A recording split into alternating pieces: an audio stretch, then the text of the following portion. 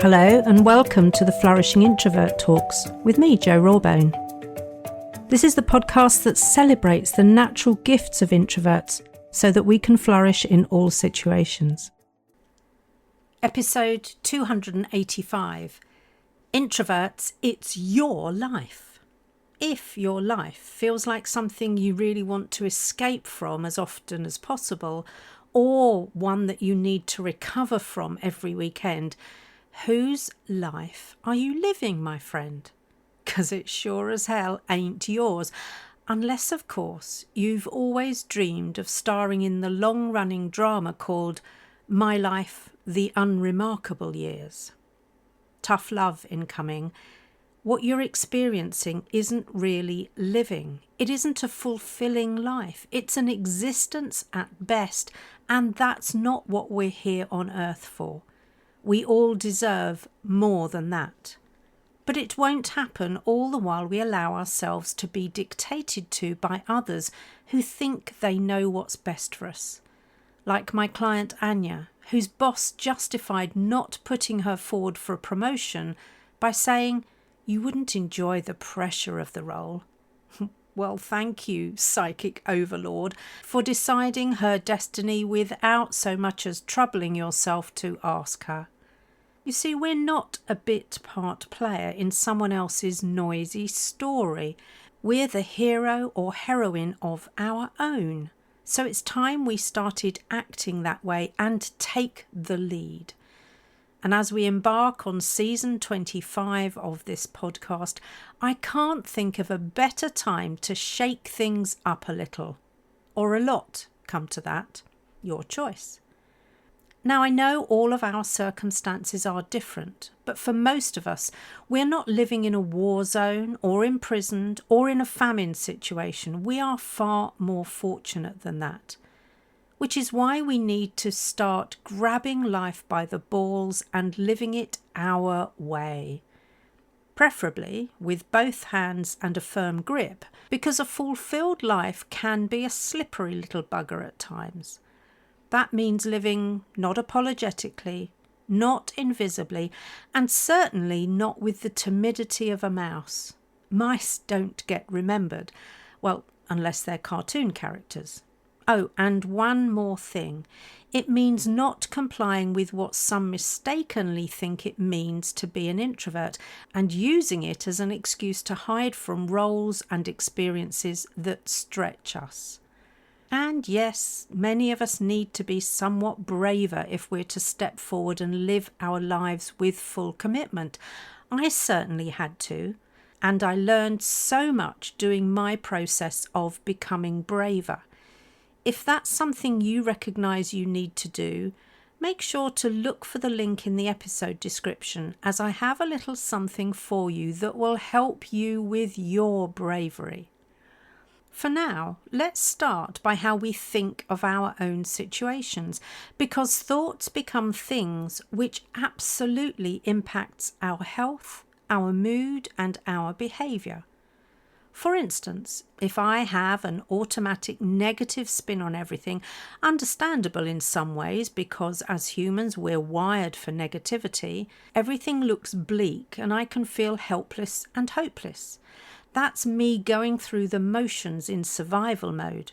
Again, not truly living or making the most of the opportunities that flash by me. It's a good thing we have choice, often hard won. So let's not squander it. Choice. If I start my day thinking about how I can possibly dodge overwhelm, I'm more likely to feel overwhelmed. Ironic, isn't it? But language matters, even those words we only think and don't say out loud. So the alternative is to put plans in place to proactively manage my energy in ways that suit me but don't restrict me. And that puts a whole new complexion on the day.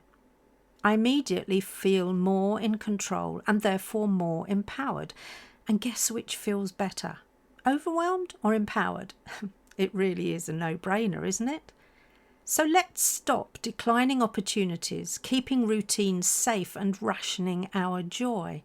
Safe is fine for seatbelts, but not for your entire existence. When we hold back, we're abandoning our potential and our creativity.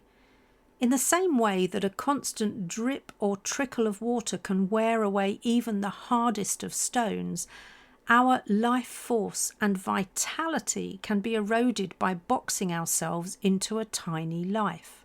That's numbing ourselves when what we really need is to be nourished.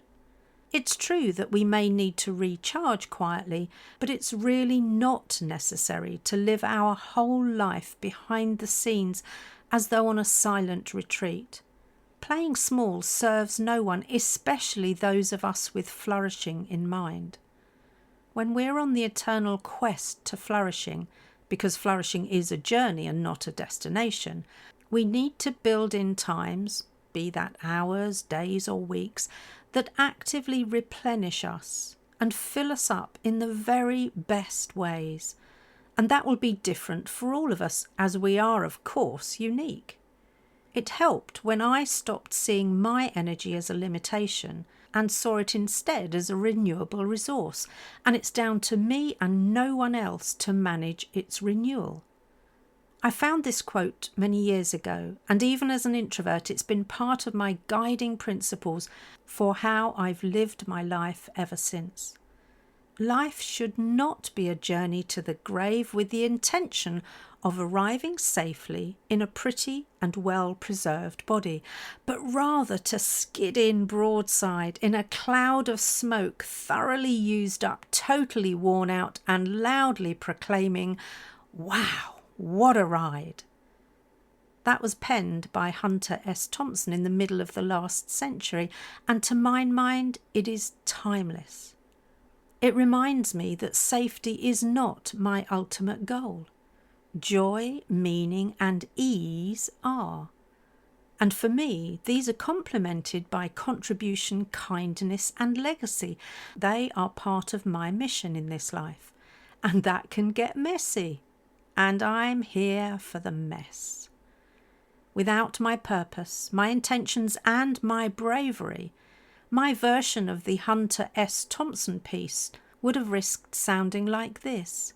Phew, I'm here, safely, and, well, that's that then. I guess it was okay. No thanks, that's not for me. Now, if this episode has stirred something in you, good. Here are some questions to get you thinking about what you might need to address in order to live life on your terms. Number 1. What have you been putting off that you know would really light you up and give you endless joy? Number 2. What would happen if you stopped putting it off? Number 3. What can you do to actively replenish with ease? Number 4. What will happen if you continue to live a small, unremarkable, safe life? And number 5, what are you prepared to do today and going forward to live life on your terms? Take your time over these questions and revisit them often, because we are all work in progress, so naturally our answers change over time. The reality is we need to design a life that brings us joy, that stretches us at our edges, and that has real meaning. And that's precisely what we do together at the start of the Frustrated to Flourishing program. Now, if I can leave you with a great big nudge, my fellow introverts, it's this. It's your life, not theirs, not what the noisy world tells you it should be. You get to decide what fuels you, what drains you, and what gets left at the door. You choose who gets to sit at your table as part of your trusted guild. You are not here to ration your joy or to erase yourself into invisibility. You are here to create a rhythm that feels like home, that lets you show up fully without apology. Build it, guard it, live it your way. And P.S.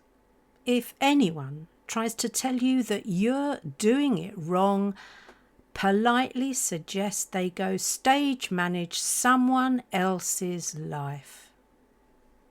if you enjoyed this episode as much as I did, then please subscribe, rate us and leave a comment, because we know that helps other people find the podcast. And if other people find us, other introverts can flourish. You are listening to an Intentional Media Production podcast.